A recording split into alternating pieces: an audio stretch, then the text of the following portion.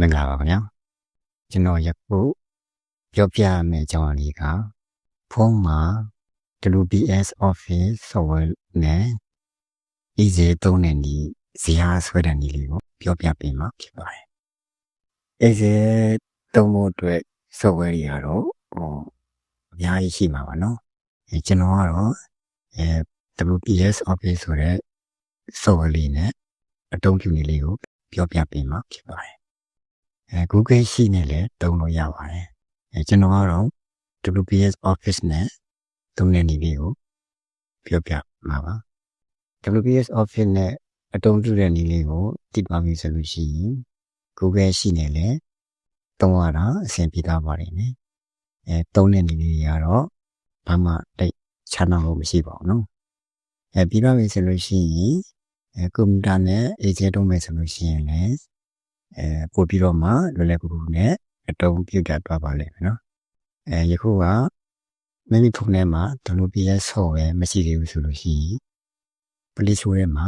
သွားပြီးတော့မှ install လုပ်လိုက်ပါနော်Play Store ထဲကိုဝင်လိုက်ပါပြီးတော့ဆိုလို့ရှိရင်အော်နာလေးကဒီကျွန်တော်တို့ဒီ search လေးပေါ့နော်အားလေးကိုနေလိုက်ပါပြီးတော့ဆိုလို့ရှိရင်ကျွန်တော်တို့ဒီကsearch bar မှာWPS ဆိုပြီးရိုက်ရှာတယ်နော် WPS OFFICE ရိုက်ရှာလာပြီးဆိုလို့ရှိရင်ပေါ်လာတဲ့ရှိမှာ WPS Office software လေးကို install လုပ်လိုက်ရမှာပဲနော်ကျွန်တော်ကတော့ install လုပ်ထားပြီးမို့လို့ကျွန်တော်ဒီကနေပြန်ထွက်လိုက်မယ်နော်ပြီးတော့ပြီဆိုလို့ရှိရင်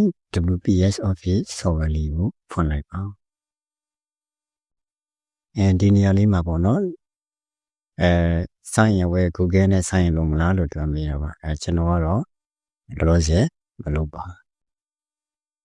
မလုပ်ဘူးဆိုတော့ကျတော့ကျွန်တော်ဒီက later ဆိုတာလေးကိုကျွန်တော်နေလိုက်ပါတယ်ပြီးလို့ရှိရင်ဒီက continue ဆိုတာလေးကိုနေပေးလိုက်ပါပြီးရင် allow ဆိုတာလေးကိုတစ်ချက်နေပေးလိုက်ပါဒါဆိုလို့ရှိရင်ဒါရပါပြီကျွန်တော်တို့က Excel သုံးမှာဖြစ်တဲ့အတွက်ကြောင့်ကျွန်တော်ပထမဆုံးဒီက create ဆိုလေးကိုတစ်ချက်နေလိုက်ပါပြီးတော့ပြီဆိုလို့ရှိရင်ကျွန်တော်တို့ဒီက Excel သုံးမှာဖြစ်တဲ့အတွက်ကြောင့်ကျွန်တော်တို့ဒီကကွက်ကလေးနော် HNS ဆိုတဲ့ကွက်ကလေးကိုချက်နေပေးလိုက်ပါပြီးရင်အပေါင်းဆိုတာလေးကိုတစ်ချက်နေလိုက်ပါဒါဆိုလို့ရှိရင်ဇာတ်စဆွဲလို့ရပါတယ်အပေါ်မှာတော့ဒီမှာမြင်ရတဲ့ဟာလေးတွေကဒါလေးတွေကကျွန်တော်တို့ဒါစာမျက်နှာပေါ့နော်ရှီ1ရှီ2ရှီ3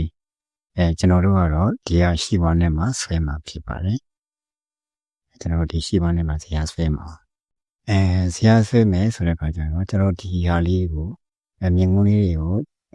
ကြည့်နေတယ်ဆိုလို့ရှိရင်လက်နှချောင်းလေးနဲ့ဒီလိုဆွဲကြည့်ချဲလို့ရပါတယ်ပြန်ချုပ်နေဆိုလက်ချောင်းနဲ့အထက်ကိုပြန်ကျုံလိုက်လို့ရတယ်နော်ဇာတ်ဆွဲရမယ်ဆိုလို့ရှိရင်ပထမဦးအဆင်ပြေတဲ့နေရာတစ်ခုလေးကို select တစ်ခုပေးလိုက်ပါနော်ဒါကျွန်တော်ကနံပါတ် B ခွက်မှာပေါ့နော်ကျွန်တော် select ပေးလိုက်ပြီးတော့ပြီဆိုလို့ရှိရင်ကျွန်တော်တို့ဒီနားလေးကပေါ့နော်ညာဘက်ကတောင်ဆောင်လေးဒါလေးကိုကန်ပြီးတော့မှအောက်ကိုဆွဲချပါမယ်ကျွန်တော်တို့ဒါ3ခုလောက်ပေါ့နော်ဆရာ13ခွက်လောက်ကိုကျွန်တော်ထားလိုက်မယ်ပြီးတော့ပြီဆိုလို့ရှိရင်ကျွန်တော်တို့ဒီအောက်နားလေးက menu ဆိုတာလေးကိုတစ်ချက်နှိပ်လိုက်ပါယခုဒီဒါ home ကွက်မှာပေါ့နော် home ကွက်မှာဒါတွေပါပါတယ်ဒါတွေမှာတုံးလို့ရှိရင်လည်းရတယ်ပေါ့နော်လောလောဆယ်ကျွန်တော်ကဒီထဲမှာကျွန်တော်ကဇာတ်ကွက်ကိုကျွန်တော်တို့ cell တွေထဲမှာဆိုတဲ့အခါကျတော့ကျွန်တော်တို့ဒီကformat cell ဆိုတာလေးကိုကျွန်တော်နေလိုက်ပါတယ်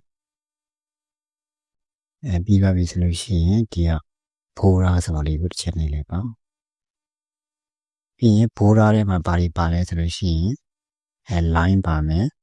preset ပါမယ် preview ပါမယ်ပေါ့နော်line ထဲမှာတော့စတိုင်ပါတယ်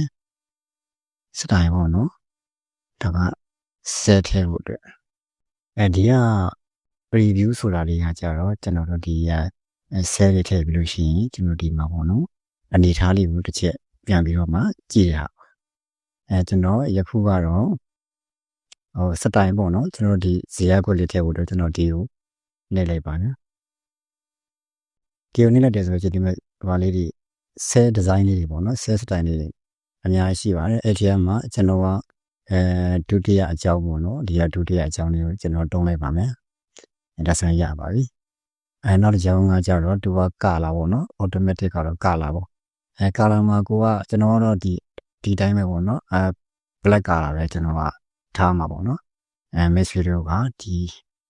ကာလာလေးကိုချိန်နေဆိုလို့ရှိရင်ဒီတစ်ချက်နဲ့လိုက်ပါပြီးဒီတိုင်းမှာမြင်ချင်းတဲ့ကာလာလေးကိုရေးထားလို့ရပါတယ်နော်ကျွန်တော်ကတော့ဒီတိုင်းပဲအနေနဲ့ထားလိုက်ပါမယ်ပြီးပြီဆိုလို့ရှိရင်ကျွန်တော်ဒီက preset ပေါ့နော် preset ထဲမှာဘာကိုနေရမလဲဆိုလို့ရှိရင်ဒီဟာလေးကိုနေမယ်နော်ဒါလေးကိုနေလိုက်ပါဒါလေးကိုနေလိုက်တယ်ဆိုလို့ရှိရင်ဒီနေရာလေးမှာpreview ဆိုတဲ့ကွယ်မှာကျွန်တော်တို့အနေထားလေးပေါ်လာတယ်နော်အနေထားလေးမှာကျွန်တော်တို့ကကြိုက်မကြိုက်ပေါ့နော်ဒါလေးကိုတစ်ချက်ကြည့်လိုက်ပါဒါလေးကအဆင်ပြေသွားပြီဆိုလို့ရှိရင်သဘောကျသွားပြီဆိုလို့ရှိရင်ပေါ့နော်သဘောကျသွားပြီဆိုလို့ရှိရင်အပေါ်နားလေးက okay ဆိုတာလေးကိုတစ်ချက်နှိပ်ပေးလိုက်ပါပြီးရင် okay ဆိုတာလေးကိုတစ်ချက်ပြန်နှိပ်ပေးလိုက်ပါဒါဆိုလို့ရှိရင်ဒီမှာကျွန်တော်တို့ဒီ cell လေးတွေပေါ်လာပြီပေါ့နော်ဇာတ်ခွက်လေးတွေပေါ်လာပါပြီဒီက select ပေးထားတာလေးတွေကိုကျွန်တော်တို့ကselect ဖြောက်ရှင်နေဆိုလို့ရှိရင်ဒီကလွတ်တဲ့နေရာလေးပေါ့နော်အောက်နားလေးကိုတစ်ချက်နှိပ်ပေးလိုက်နော်အောက်နားလေးကိုတစ်ချက်နှိပ်ပေးလိုက်ဒါဆိုလို့ရှိရင် select လေးဖြောက်သွားပါပြီ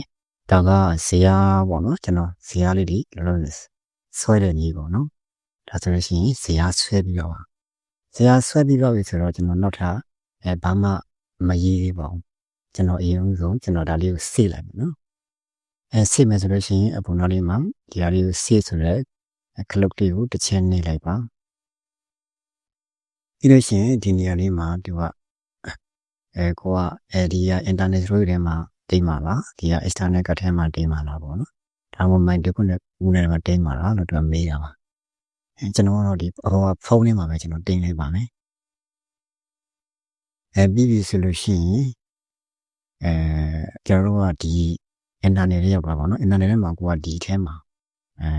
ကိုတင်နေတဲ့ folder ထဲမှာတင်လို့ရပါတယ်ကျွန်တော်ကတော့ဘယ်ထဲမှာတင်လဲဆိုရင်တက်တီးချမ်းပေါ့နော် file တစ်ခုဆောက်လိုက်မယ်folder တောက်ရှင်နေဆိုလို့ရှိရင် folder လေးကဒီကအပေါင်းလက္ခဏာလေးကိုနေလိုက်ပါပြီးရင် folder name လေးကိုကိုဒီကျန်းတရားပေးလိုက်ပါကျွန်တော်ကတော့example လို့ကျွန်တော်ပေးလိုက်ပါမယ်